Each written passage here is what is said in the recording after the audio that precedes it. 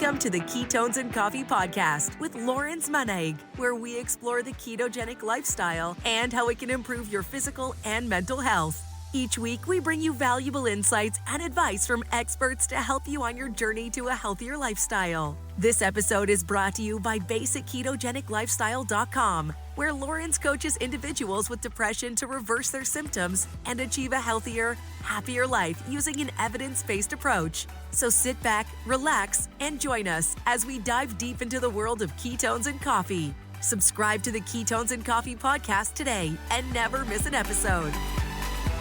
I'm so excited for this. We have an incredible guest joining us today, someone who is dedicated to transforming lives through the power of functional medicine and health coaching. Please give a warm welcome to Hally Brooke. Hally is the founder and CEO of Live Nourished Coaching, where she brings her expertise as a certified functional medicine nutrition counselor and a nationally board certified health and wellness coach. Hally is also recognized as the Fox 21 fitness and nutrition expert. Her mission is to make the life-changing power of health coaching accessible to every single person in the U.S.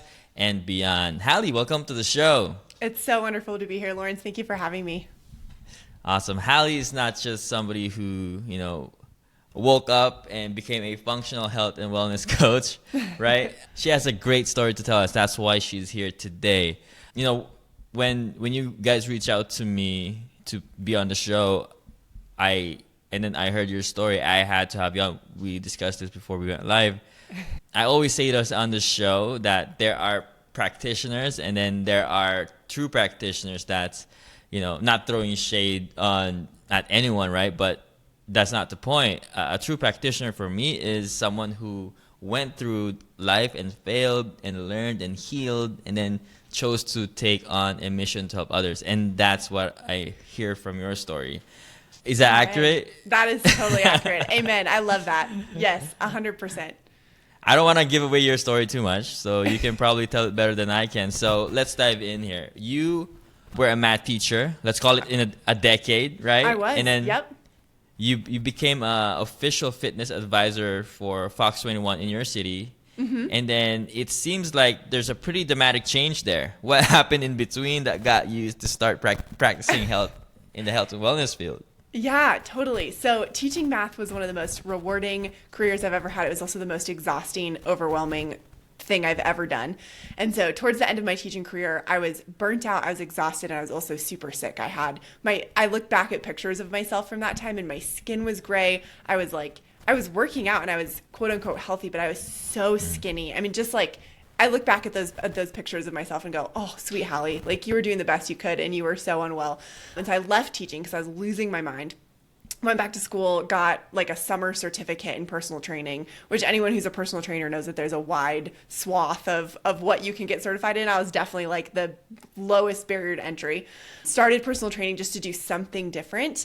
And during this process, I was super sick. So I left teaching. I was personal training. I had the worst farts you've ever smelled in your life. I had horrible gas and bloating. My skin was gray. Like I was just so sick. And so I was going to different doctors trying to figure out what was going on and what on earth I could do. And I just got told by multiple doctors that I had IBS and that eating plain chicken and lettuce was what I should get used to because that's the only thing my body could digest and keep down. And so, that's the rest of your life. Get used to it.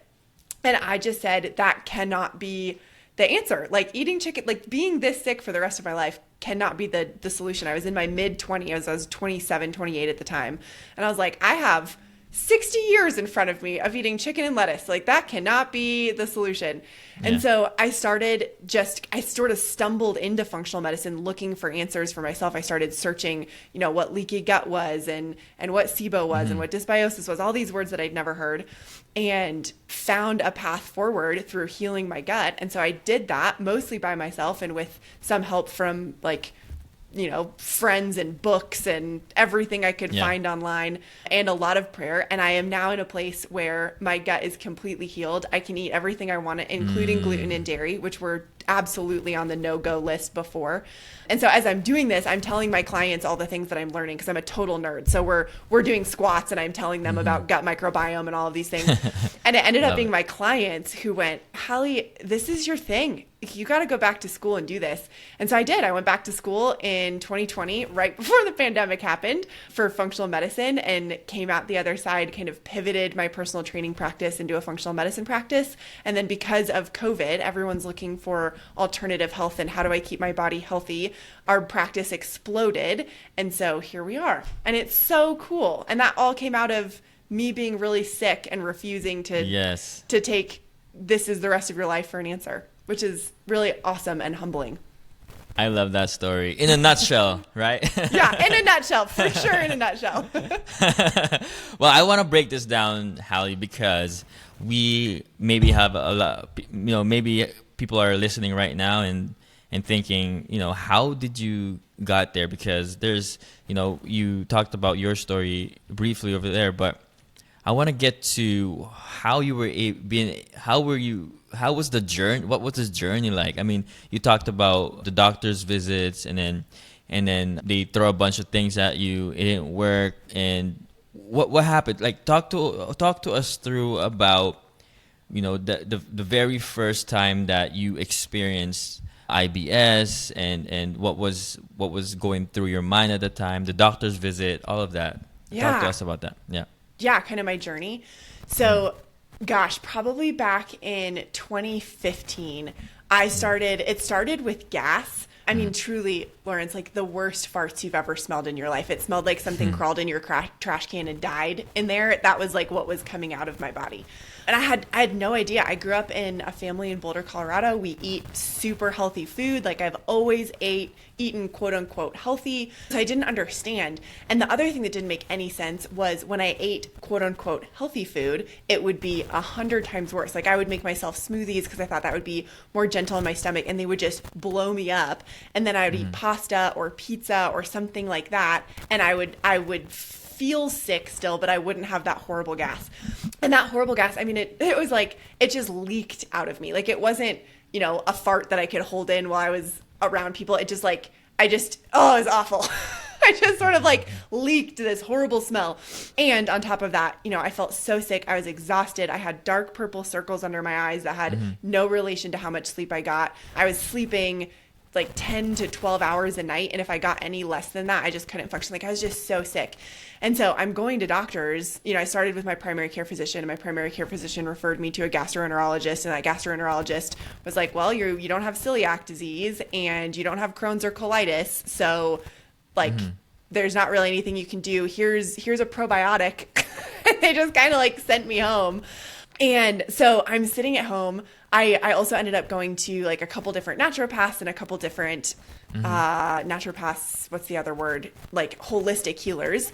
And, they were a little bit more helpful, but I just ended up with a pile of supplements. So I had 15 different supplements that I was supposed to take every day, which also, is not sustainable at all. Like, who can take 15 different supplements over the course of a day? No one. And so I was just like, I can't do this. I can't take 15 supplements. I can't live like this. I don't know what to do. Yeah. And so I started, I wish I remembered what I Googled the first time. I think I just Googled like, I don't know, maybe IBS. I maybe Googled that first because that's what my doctors told me I had. And I sort of took me down this rabbit trail of leaky gut. And at that point, Dr. Axe was one of the only people talking about that. So I started following him and started learning about gut microbiome and SIBO, which is small intestinal bacterial overgrowth, where bacteria moves from your large intestine up into your small intestine. That's really bad. And I'm like lining up all these symptoms going, oh my gosh, this is what I have. And so kind of like piecing together these puzzles, I put together sort of like a 40-day gut reset, which has now turned into our 30-day gut reset. That is like one of our kind of key flagship programs. But I put that together for myself, and I like stumbled through this process and got probably 70% better. I was like, okay, I can eat and not have the worst gas, but I wasn't 100% better. And so I call them my old prayer ladies. They're this amazing group of all old ladies, except for this guy named Jerome, who's like a massive black man with dreadlocks. So my old prayer ladies and Jerome, who are part of my church. And so I ended up texting them and just saying like, hey, I feel like there's something else going on. I'm 70% better, and I'm not all the way better, and I don't know what to do. And so I booked an appointment with them. I went in, and as I'm sitting there talking to them, they're talking to me about how like my identity is linked to different parts in our body, and they go, I think at some point you gave away a piece of your identity, and we need to ask for that to come back. So, we're like praying and asking for that to come back, and I physically feel something in my gut go bloop, bloop, bloop, bloop, and out. And I was like, what? Like, I don't believe in that stuff. I was like, what the heck just happened? And I was better. And I think those two pieces together, one, that like what we do with nutrition and how we heal our gut and kind of this 30-day gut healing process, plus what we're doing with our emotions, those two things together are what actually heal us. And so, there's so many healers out there who like just do with emotions or just do with energy or whatever. And then there's all these healers who like, we only work with nutrition, we only do these things. And then there's, like we only work with supplements or we only work with whatever. And it's all of those things together. So I don't know if that answered your question. I feel like I was rambling, but it was all of those pieces together and stumbling through this process blind and coming out the other side whole and then going, okay, how can I replicate that? And that's what we have now. I feel like your journey is going to help a lot of people because you certainly didn't stop, searching. It's like you're curious about how to really, I don't know how you are aware that you can heal yourself, but you said you did heal yourself because, you have all of these symptoms, your labs are coming back normal, but you have all these symptoms, right? Yep. You were sent home with a probiotic, which, a lot of people may be experiencing all of the symptoms that you're experiencing, going home, not knowing that there is a solution, right? And then you did say you went to a naturopathic doctor and holistic healers. Who is advising you to go there, first of all? Or are you just, curious and Googling everything and then what's going on? I mean, that was just me being desperate. That was me going, okay, my traditional Western medicine doctors are sending me home telling me to eat chicken and lettuce and with this probiotic that is doing absolutely nothing. So that was me desperately trying to find something else, going, okay, this isn't working. And I love Western medicine. Like, I wanted to be a doctor. I'm a huge fan of Western medicine. I love doctors. No throwing shade on traditional Western medicine. They are so important. And when it comes to these kind of chronic issues, they just don't have answers. And most doctors will tell you that. They're like, I'm going on a rabbit trail, but it's an important one. When I did my internships after I graduated from FMCA and I'm doing my internship and learning how to do this, I interned with a gastroenterology doctor. And I asked her, I said, what is IBS? When we diagnose someone with IBS, what is that? And she literally word for word tells me, oh, that's what we diagnose people with when we don't know what's wrong with them and we don't have a drug to fix it. And I was like, wow. Okay, that's a problem. And so, like from there, I came out on this other side. And then the problem with like naturopath, I love naturopathic doctors too. Naturopathic doctors, holistic doctors are amazing. And one of the issues that can come up with that is that a lot of naturopathic doctors just switch out kind of the allopathic or the traditional Western medicine, here's a prescription drug, for here's a supplement. So they're still just playing whack-a-mole with symptoms instead of what I love about functional medicine is functional medicine says, all of these symptoms are just fire alarms. I don't want to play a game of turning off all the fire alarms. I want to go actually put out the fire. If my kitchen is burning down, I'm not going to just turn off the fire alarm and walk away and hope everything goes well. I'm going to get a fire extinguisher. I'm going to go solve the problem. And that's what functional medicine is. So this journey has led me to let's stop playing whack-a-mole with symptoms and figure out what is going wrong. I want to bring up, we'll get to how you got to starting your company here. But I want to bring up empathy here because, let me know if this resonates with you. Here's an interesting part because every MD that I've had on the show, again, no throwing shades about, Western medicine is key, right? It's for acute diseases, right? But I had MDs on the show that made a switch and had their own health struggles, and in their journey they realized that the traditional ways were kind of incomplete, right? Which is what pushed many of them to make a change. And after experiencing their own health struggles, as they learned that their conventional medical advice wasn't working on them, right? Because it didn't work on them, right? Let's go back to empathy. My point is they could have easily gone back to their practices and acting like nothing had happened, right? You also made the bold move of starting your own company instead of sticking to the status quo, instead of going back to work, you were curious. I'm curious, what was going through your mind at that time that made you take that leap into, creating a company focused on helping others through holistic approach, and what was that like? Oh, that's such a good question. I don't know if I've ever really thought about that consciously, but as you ask that question, what I think about is I really am a teacher at heart. There's a reason I was a math teacher. For 9 years, I taught in Title I schools. So I taught, like underprivileged kids, quote unquote, whatever that means. And I love it. Like I got into teaching in the first place because I saw what was happening in my community. And so my original career goal was to be a doctor who also worked in public health. And I had this wake up moment one day and I said, oh my gosh, if I go into public health, I'm going to be ameliorating a problem that if I'm in a classroom with these students, helping them learn how to take care of themselves and empower themselves and learning math and learning to read and learning to get a career, all these things, I can ameliorate that problem. I'm just going to be ameliorating a problem that I could solve. And so that's why I went into teaching. And even though I'm not in the classroom anymore, I'm not teaching math, my heart is the same. Like, I know what the path is going to look like for someone who's dealing with IBS, gas and bloating, distension, chronic gas. I know what that path is going to look like. I've walked down that path, and it is a awful, miserable path of dead ends and no answers.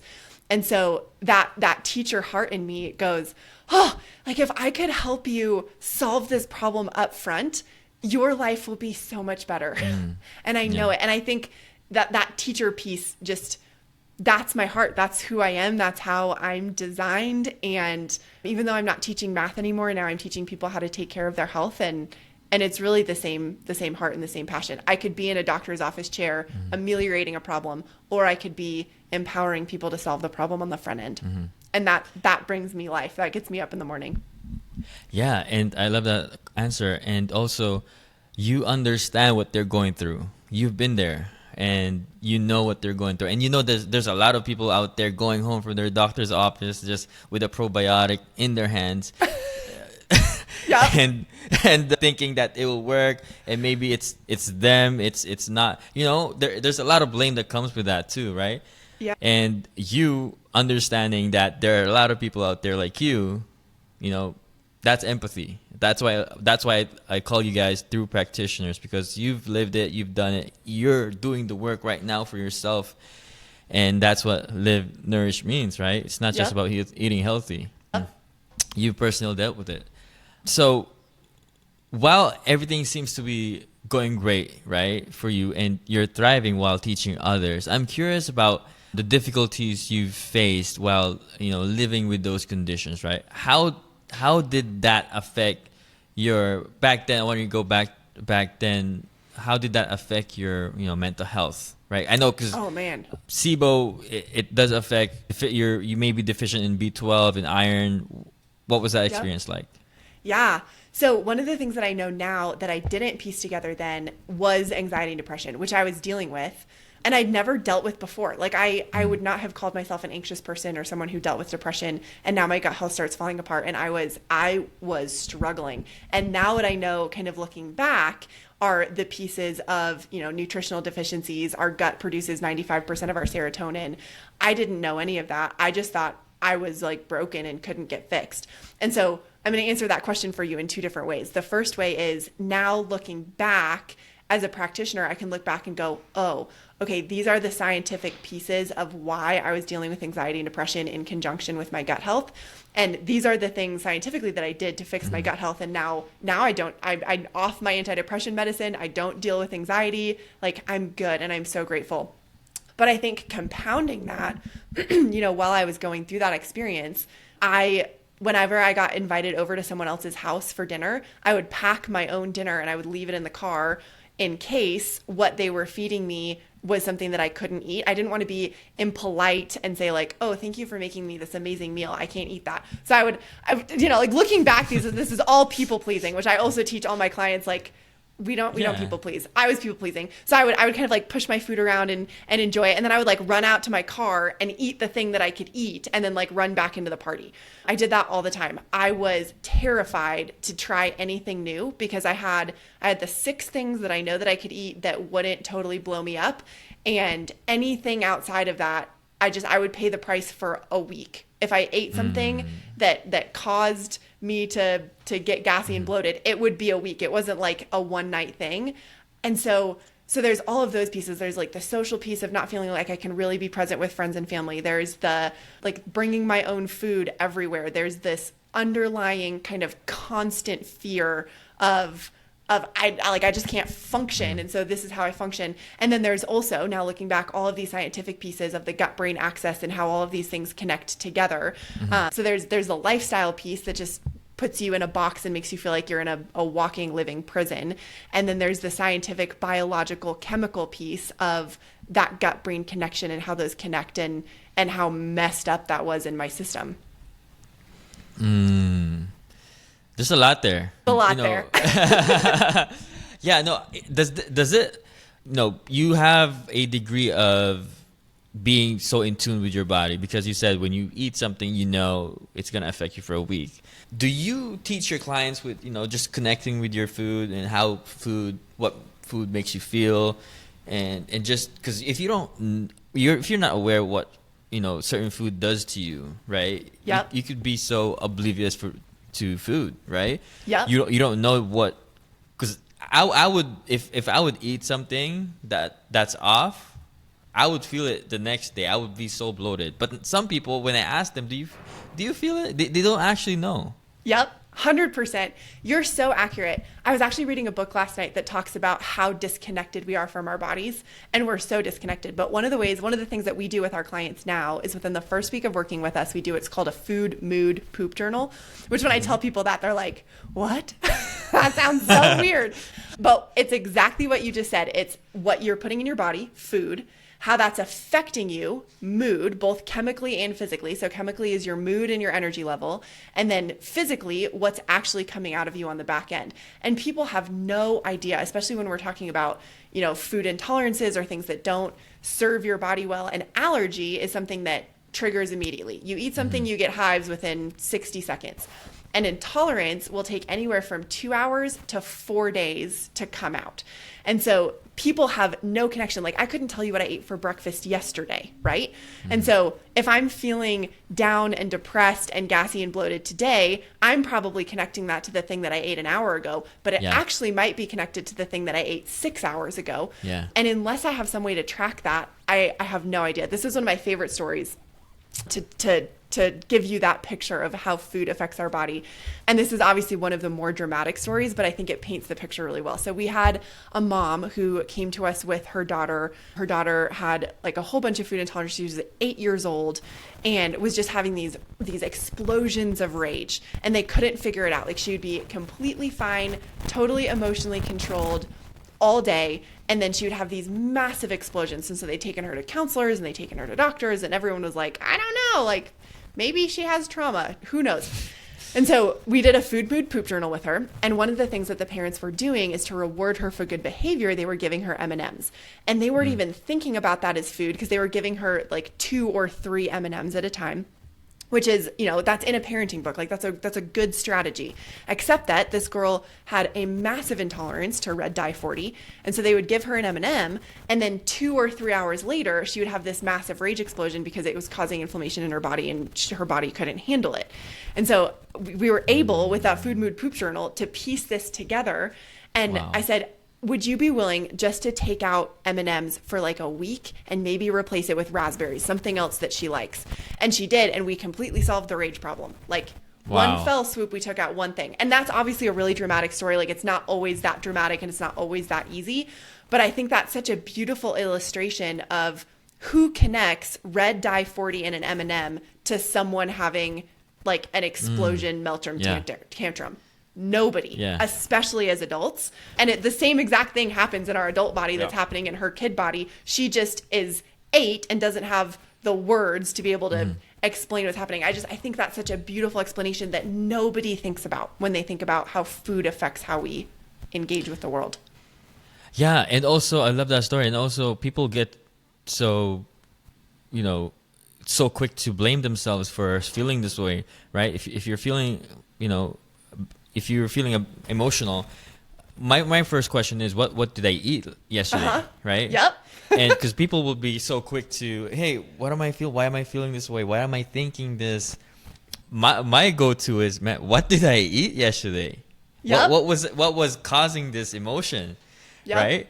And when I look at like my clients' food logs for the day, and they're so confused why they're feeling anxiety and depression, I look at their logs, and it's right there. It's plain and simple, but they don't know. They don't connect it. They don't have the connection, right? Yep. And is it because people are just, so used to feeling sick all the time? They don't know what the effects of these foods that does to them? I think that's a big piece of it. I really do. Yeah. I think people are so used to functioning suboptimally that we've just gotten used to it. It's sort of like putting a frog in cold water and then you slowly turn up the heat. They don't jump out. Like if you put a healthy person into an average person's body, that person would go, oh my gosh, what is wrong here? But we just, like, the standard American diet and low exercise and a sedentary lifestyle, and we just kind of slowly turn up that heat on the frog, and the frog's like, no, this is fine. This is normal. And it's so not normal.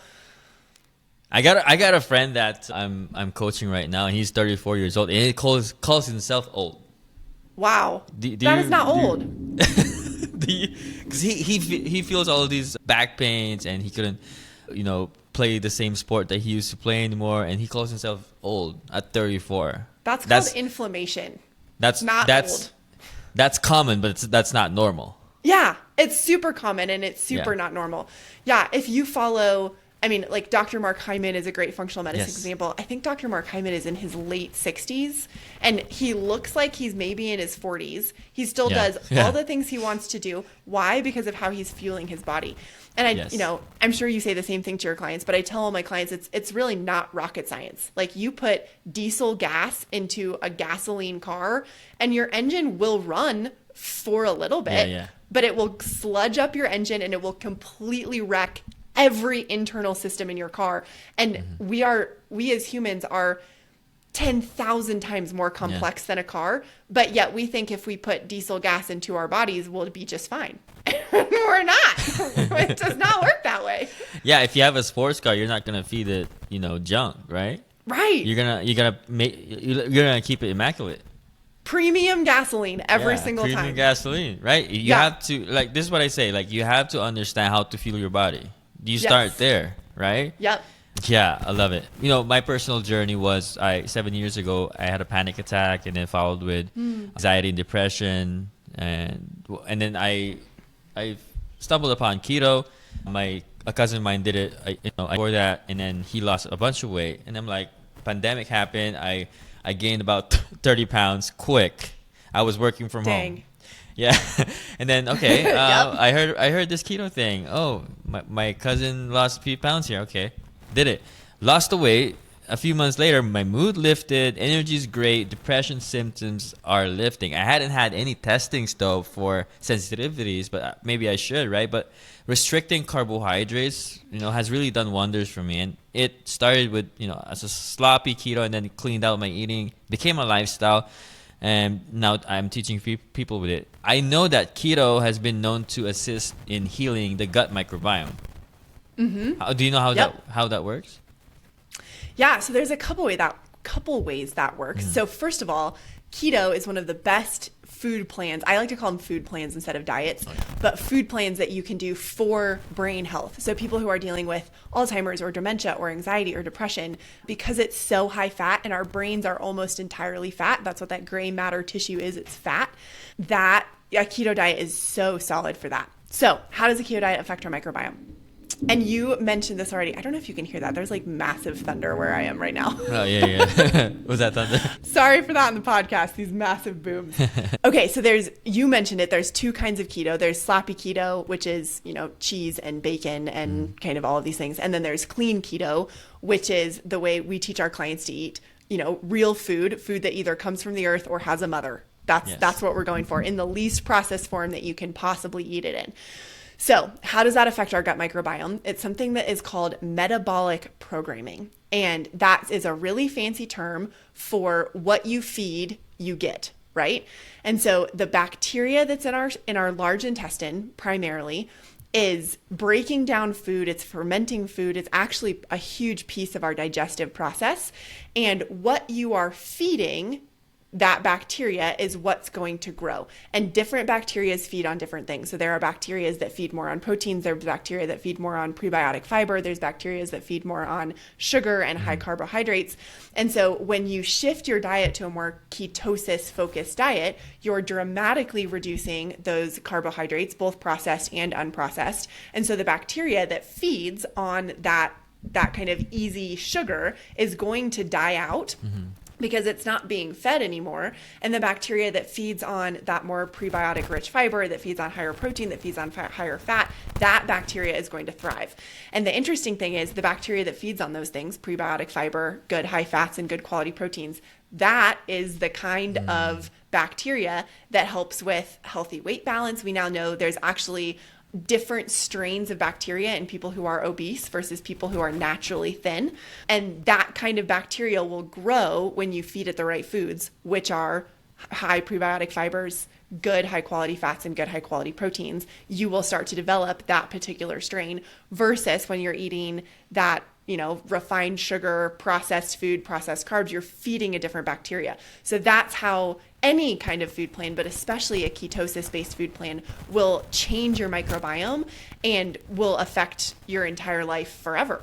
I love it. You've changed what's in your gut. Yeah. That's why I'm here. Yep. That's why, when I experienced this, I started my journey, and then I started interviewing people. I didn't Google it, because if I did, I wouldn't start this because of how much, misinformation is on the internet right now and the negativity. So yes. I reached out to people, talking to them about, their story, their successes, and how they were able to, overcome their struggles, right? Most of them have depression, anxiety. Most of them are on prescription medications, right? And they were able to get off their medication and live a medication-free life, right? And that's what we're after. And that's why I don't believe the internet. I don't go online. I just believe real stories like this, real people who has real struggles and who are sharing their story right now and helping other people too as well. So I want to get to help people here. As we mentioned before, people really, what they're going through is normal. They think it's normal, right? And part of the problem is, our doctors saying the labs are normal. Nothing's wrong. Yep. Right? Yeah, your thyroid's fine. Yeah. No, it's not. Yeah. So, we figured that out. Okay. So for people who are ready to listen, right? What are the symptoms of a poor gut health, and what can they do now? Oh, yeah, totally. Yeah. First of all, I'm going to answer that question, but I just want to put a spotlight on something you said that I think is so powerful and so brilliant. That you said, if I had gone to the internet, I wouldn't have gone down this path because of all of the opinions. And so instead I talked to experts. I just want to put a spotlight on that. And for our listeners, go find an expert.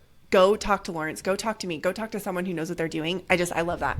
So I wanted to highlight that. Okay. How does someone know that they have poor gut health? Lots of ways. First of all, your gut is, your skin is a window to your gut. So if you are dealing with acne or eczema or psoriasis, you have leaky gut. That's like a clear cut and dry. We have so much research that shows that. So that's a really easy way. The next really easy way are kind of the obvious pieces that we would connect to gut health. So things like gas and bloating, lots of farting, lots of belching, kind of distension of your stomach when you eat a meal and then you look like you're 6 months pregnant, but you're not 6 months pregnant. Gas, the words my clients use are gas that feels trapped. Like they know that they have gas in their stomach, but it just feels kind of like a sharp knife in there and it's stuck and it won't move. Those are kind of obvious ones that go, oh, if you're dealing with that on a regular basis, that is not normal. Another great one is acid reflux. Acid reflux is not normal. We have so normalized eating pizza and then taking Tums, your body should be able to digest pizza just fine without taking Tums. So those are kind of the obvious ones. And then there are the less obvious ones that people don't always necessarily connect to gut health, but are almost always connected to gut health. And those are things like brain fog, just kind of lack of clarity of thinking, or struggling with memory loss at a young age, being 34 and not being able to remember the name of the person you just met. Not a normal thing. Like, you should be able to do that. So brain fog, memory, kind of recall, anxiety and depression are huge ones that are very often linked to gut health. And then, like your friend who's 34 and calls himself old because everything hurts, we call that inflammation of the joints. So achy knees, achy feet and hands are massive ones. I know when I have not taken care of myself because I wake up in the morning and my feet hurt. Super weird. And I go, okay, and I do a mini gut reset and I'm fine. But achy joints, achy knees, achy hands and feet, feeling like your back is crunchy. I don't mean chiropractic crunchy, but I mean like it just feels stiff. Like you get up from a chair and it takes you a minute to unkink, or you sit down and it like kind of takes you a second to settle in. Those are all signs of chronic inflammation, and chronic inflammation comes from two places. It either comes from an infection, so you had COVID or you had a cold or you had a virus and your body hasn't dealt with that yet, or it comes from gut permeability. So those are kind of your trigger points. And then you asked me a second question, what do we do about it? Yeah, any actionable items that you think they can do now by themselves and start the process? Absolutely. So one of the most common things and the easiest thing that you can do is eliminate, right? We are going to eliminate all the foods that are possibly causing issues. Where I like to give a caution on that is we have a lot of clients who have come to us who said, hey, I've been on the elimination food plan now for 6 months or for 2 years. And that is not where we want to live. The elimination food plan, where we cut out things like gluten and dairy and corn and soy and all of these things, that is what we call a healing protocol and a diagnostic protocol. We use that to help us determine what your body likes and what it doesn't like, and to give your body a chance to heal. It is something that you should live on for 30 to 90 days at max. And then we should be transitioning to something like the Mediterranean food plan, or a more keto-based food plan, or what we call the core food plan, something that's significantly more inclusive. So an elimination food plan is a great place to start, but please don't end there. The next things that you need to do, so we call the 5 R's of the gut healing process. It's remove, repair, reinoculate, rebalance, and then reintroduce. So remove is the elimination food plan. It's step 1. Repair, you can use supplements like L-glutamine. Obviously, please go check with your doctor before you take, medical advice from podcast. But L-glutamine and slippery elm are really good for repairing that mucosal lining of your gut. Then we want to reinoculate. So probiotics have a place. They have a short-term place, again, for 30 to 90 days, because that bacteria in your gut is like a lawn, right? We want to reseed that lawn one time with that probiotic, and then we want to feed it, which is where we get back into that rebalance. So we're going to use prebiotic fiber, and we're going to use lifestyle things like decreasing your stress, improving your sleep, all of those things to rebalance. And then we're going to reintroduce. So we are actually going to start reintroducing the foods that you have taken out from that elimination food plan to start that process. So that's a really long answer. I would encourage someone to have guidance through that process. Yes. But if you're dealing with gas and bloating right now, the first thing that you can do is to start eliminating foods to help you figure out what's working and what's not. And then don't stop at eliminating, because we don't want to live there. There's a lot of people who are very, very sick, and you may have described 88% of the population there. So we have a lot of work to do. Yep.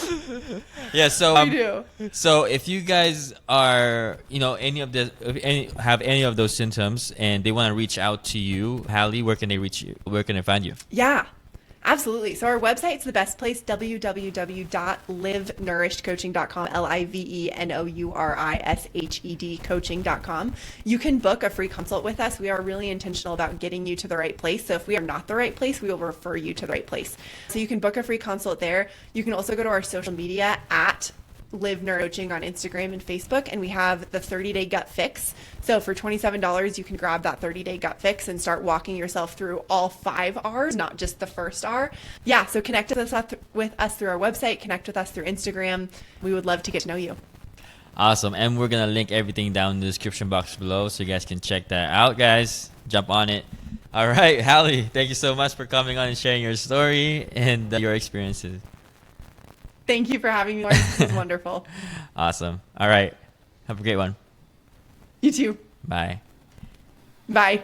Subscribe to the Ketones and Coffee Podcast today and never miss an episode.